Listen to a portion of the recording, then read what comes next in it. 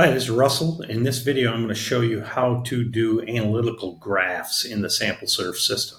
So the first thing we're going to do is we're going to select the site we want to do some graphs on. Then we're going to go to Reports. Then we're going to slide down here to Analytical Graphs. One of the things that I want to point out here is that you can pick which date you want. Obviously, if you're going to do a graph, more than one date is going to be important. If you just pick one date, that's not a very good graph. And then you can pick which chemicals you want to show as well. So you can do a select all. If you just want to do benzene alone, you can just do benzene alone. You can also pick which wells you want to graph. A lot of times, like for instance, this well, monitoring well number 1, we don't do anything. You haven't sampled it or anything, so there's really nothing to graph. So you can turn those off, and then it will refresh. I'm going to turn off number 2 as well, and it will refresh. Just kind of as a view for you to be able to see what's in the graph. You can see number 3 and I believe number 4 are also blank. Anyway, I'm just going to show you how to do those graphs.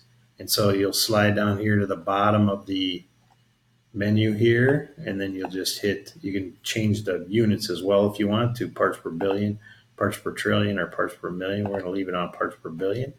Then I'm just going to hit generate.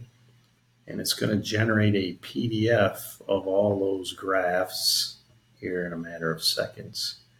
So you can see it actually opened up my PDF viewer, and it's popping up on my other screen. So let me slide that over. Let me slide that over. There it is. There's our PDF of all of our analytical graphs. You can see the first couple are empty. As we scroll down, you'll see it's got different dates. A lot of these weren't sampled, so the graphs aren't that exciting. But you get down here, some that were sampled. There you go. Anyway, so that's what it looks like. You pick the chemicals.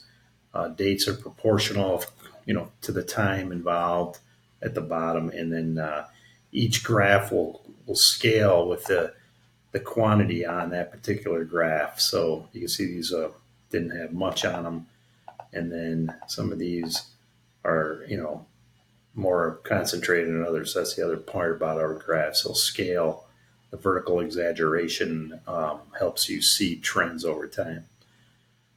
So that's it. That's how you do a graph in the SampleServe system. Thank you.